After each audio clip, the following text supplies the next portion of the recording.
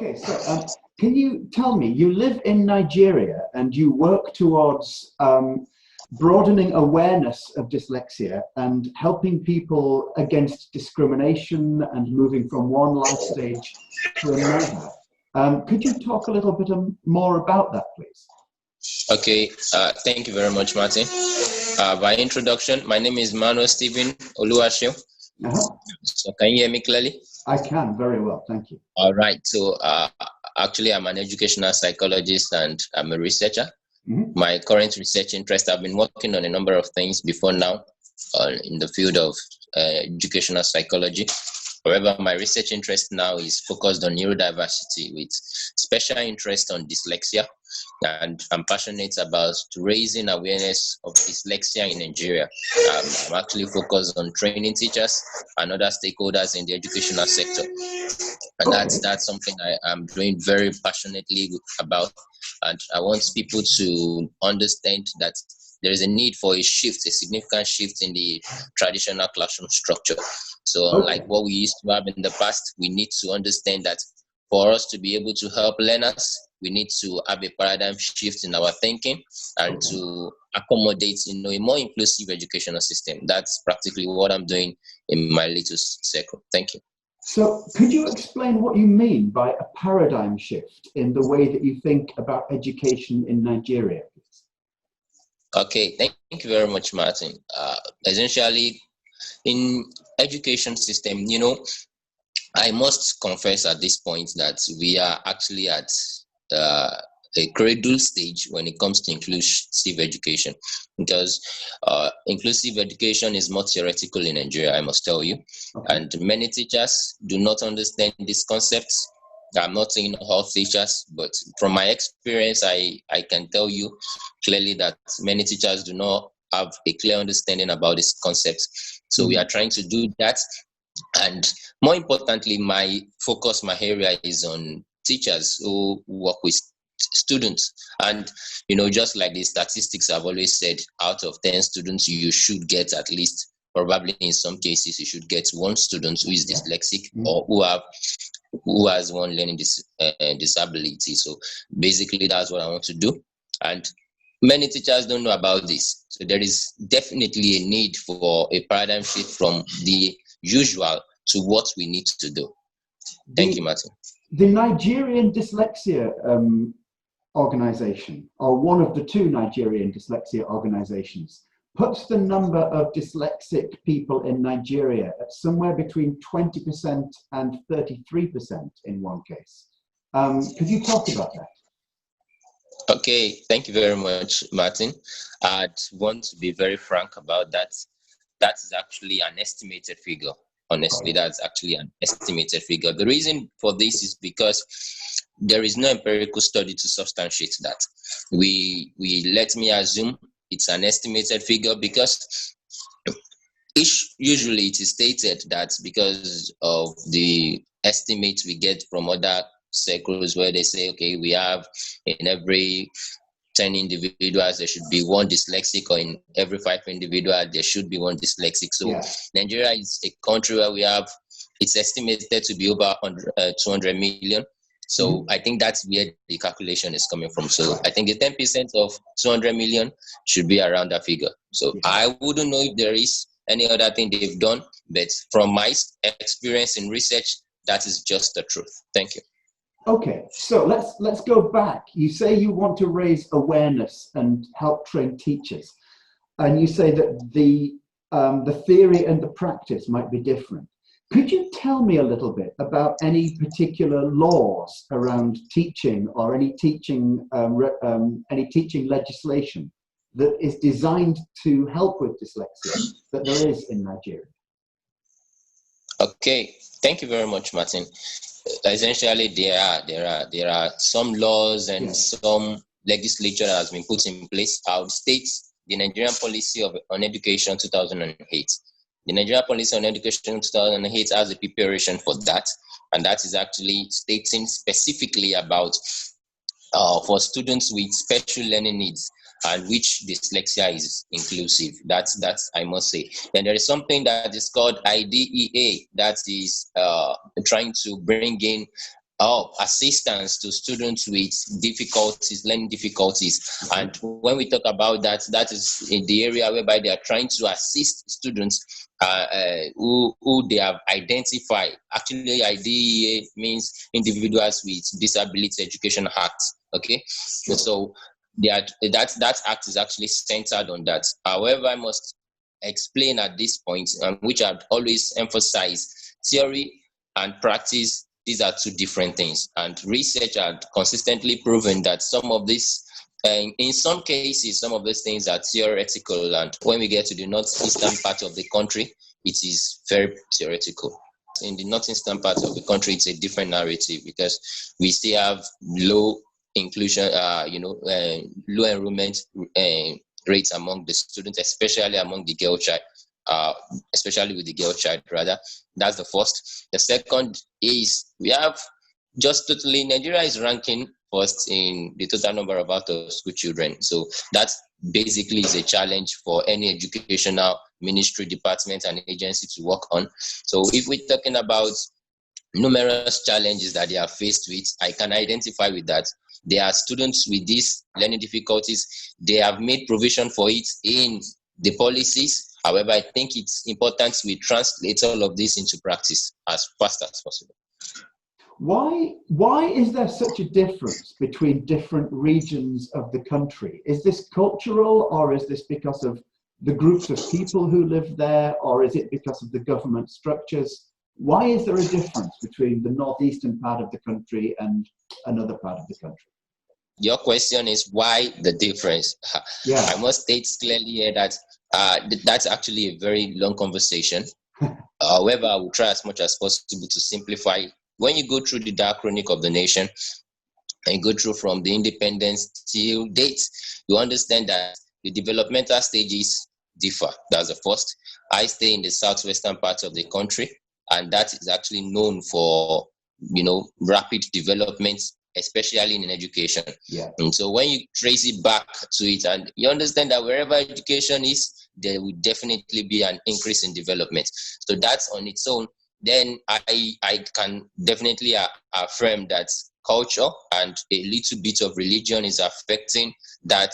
That is the number of out of school children, or the rate at which girls are not enrolling in education in the northeastern part of the country. However, I think this is not the subject of the conversation, so I may not have to go much into that. Thank you. Sure. Could you say what particular factors do influence dyslexia provision? So, for instance, you may have factors of economic poverty, you may have factors of family background, you may have language factors. I don't know how many languages there are in Nigeria. Okay, thank you very much. There are a number of factors. From my experience, I understand there are a number. However, from what you've said, you've spoken about poverty. Mm-hmm. Yes, significantly, poverty is doing a lot in that regard, because let me cite 3 of the institutions that provide dyslexic assistance or remediation to students. The cost of accessing some of this institution is actually not it's not too good for those who may not be able to afford it. Some who live in rural areas, some who are actually living below $1. So how would you expect them to achieve that? So that's on its own. That's where poverty may come to place. And when people are not aware, when they don't know what they need to know, that may be another factor. So I think to a degree, poverty is doing well to affect that. So that's my opinion. And what about the languages of Nigeria? Yes, I was coming to that. The languages, you understand Nigeria is a multi-ethnic society. We have over 250 ethnic groups. Definitely that should not be a problem entirely. However, we must explain that it is a problem. Let me state this. For instance, when you try to teach a child who is used to a particular language at home, I'll try as much as possible to be specific. We have 3 major languages: the Yoruba language and the Hausa language. Now, when you're trying to teach a student with the English language, a kid who has just enrolled into not even basic education, the basic education, elementary education. You are trying to teach the child with English. Now the child gets back home to conversate with in his or her mother tongue, which is Yoruba, so, or any other, maybe Igbo or the Hausa language. That's actually the first challenge. So it is a language of instruction. Yeah. English is language of instruction because it is our official language. However, the language of conversation at home to many kids, especially those who are poor or those who live in rural areas, they don't speak English at all. So sometimes they even are, some of these kids, they have parents who are not educated. So that's another different thing on its own. So when you combine all of these, we may say, actually I'm still working on that, we may say there is a difference, or there is a major role which bilinguals is playing, having two languages is playing on being dyslexic. Because and that may lead me to another conversation about the process of teaching these children. Because it's not just talking about the language. Research had always claimed that we need to look into the diagnosis, and when we go through assessment and trying to look at that, that may not be a critical part in Nigeria, because even the language of communication, in most cases, some of these children cannot write in the language of communication. So it may not pose a direct threat. However, we need to understand that at that elementary stage, when between 1, 2, 3, what they hear play has a direct relationship with what they are taught also. I hope that is clear. It is, absolutely, yeah. And Thank you very much. The languages that people have as their conversation languages, sometimes they can't read and write in those languages. And even if they can read and write in those languages, do the sounds and are those languages what you would call phonetic languages? Are they orthographically transparent languages? So when you read a word, you know what it sounds like? Because English can be quite difficult like that. Yes, Martin. That's another different issue, because I'd always want to emphasize at this point that we need to understand the Nigerian system. The Nigerian system, I must not say it's a complex system. However, I must explain that you need to understand that we are having a transcultural conversation. Now, in the Nigerian system, there is actually a dissonance gap between the rich and the poor. The educational system, the rich get to achieve or attain, or they are able to afford, is different from what a poor man gets access to. So when the rich gets to school, they are taught literacy. In some of these schools, they get to understand the basics. However, when you get to some schools where the poor go to, I would not want to go into that, because that is actually another different conversation. They do not get to, in a situation whereby the teacher who is teaching do not understand basic phonemic theories and is not trained in teaching literacy. In a situation whereby a graduate or someone who is not a graduate is teaching, who has no basic education training and is teaching, you should understand that may necessarily be try and error. So I'm not trying to debase anyone. I'm not trying to be pessimistic about the situation. However, that is the reality. So in many situations, in many cases, some do not have the basic training to teach. That's the first thing. The second thing again is we have paucity of teachers in the educational system. Those are issues that we may have to discuss later. However, their relationship to having issues, being a dyslexic, we have to understand that as much as dyslexia can be inherited, as much as dyslexia can be a developmental problem, research has also proven that the teacher, the ability, at the early stage, the teaching process also has a significant role to play in being dyslexic. So I think that is actually an important factor in this context. And I'm guessing that there are certain areas of Nigeria that are very underdeveloped, from what you said earlier, the different rates of development. So there are certain areas that are underdeveloped and quite poor, and these are going to be the areas that don't have the highly trained teachers and the well-equipped schools. And so people and children who live in these areas, they're going to have more problems. Is that more or less how it works? Okay, I may not agree totally, Okay. because I work with data, so I must affirm that there is no data to bring that into truism. So there is no data, there's no empirical study to substantiate that I know of. Mm-hmm. However, when we look at it logically, I think there may be a relationship.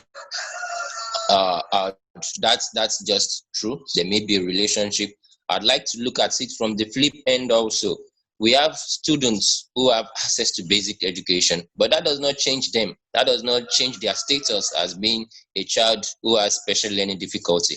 The only advantage the access to basic education may give is access to quality education. So whereas you are having two students, a student A is from a poor background, is a student with special learning difficulty, let's say dyslexia, and we have another student who is also having the same challenge. Now, the support system is different.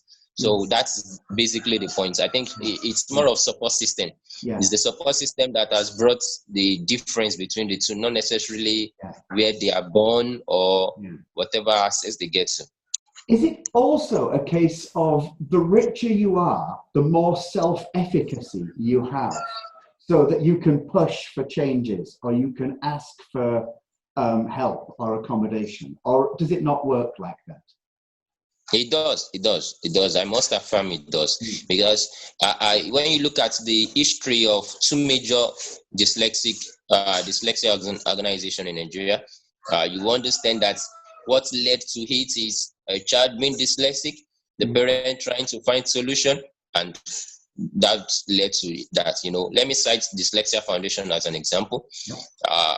Mr. Ben Arikbo explained that a child was dyslexic, couldn't get access to diagnosis in Nigeria, so they have to travel out of Nigeria to get access to that. So they found a gap, and being benevolent enough, I must state, so they are bringing in Dyslexia Foundation, which is actually a non-for-profit organization. That's a very good one. And then there is also Brain Feed, where Dr. Ijoma Abdasim is trying also. It's also a similar situation. So when you bring all of that together, I think we can agree with that. I suppose finally, my final question would be, you say you're pushing for a paradigm shift in education and you're trying to help train educators. What's the one major thing you think that can be developed in Nigeria to help people with dyslexia? Okay, that is very big a question. If you could help me to say not one major thing, because there are a lot. However, from my own point of view, I think from my work, I would suggest that the government has a lot to do. We must admit that. However, we need to move away from just having the blame game. The government is not doing this, the government is not doing that. All right, let's take responsibility. There is a synergetic, I actually advocate for a synergetic effort between parents and the teachers. When you identify your child, that, okay, my child is dyslexic, or we have dyslexia runs in families. Okay, we have the tendency of having this in our family. All right, let's work towards that. Let's see how we can help our child. Then you shouldn't believe that will lead me to the next thing. You need to remove the stigma. You shouldn't believe that it's a taboo. Many believe it's a taboo. Many believe it's very wrong. Many believe it's not something to be heard of. No, it's not. It's not an illness. It is not a mental issue. It is actually a gift. That's my emphasis. Dyslexia is a gift. So when you understand that, you should confidently move to your teacher. You should confidently approach your teacher. All right, what can we do? And I tell teachers, you need to change the classroom environment to be more inclusive. If the government is not doing much, you should do something. The process of assessing your students should not be the same You shouldn't use the same yardstick to assess them. Level the playing ground. When you are giving them an assignment, you should understand that, okay, if this child is having a difficulty, let's say dyslexia, you should understand that, okay, the assignments you will give to such a child is different from what you should give to any other person. That's the first. The second, when you are giving, this emphasis on root learning. Okay, you say this after me. You have to understand that not all students can learn that way. You should understand that the child cannot read doesn't mean that the child is not intelligent. And I have to emphasize that with all of this, there are a lot to tell teachers. There are a lot to do with the education system. However, I think from wherever we can start from, we can keep moving when we can fight our foot on the proper ground. Thank you, Martin.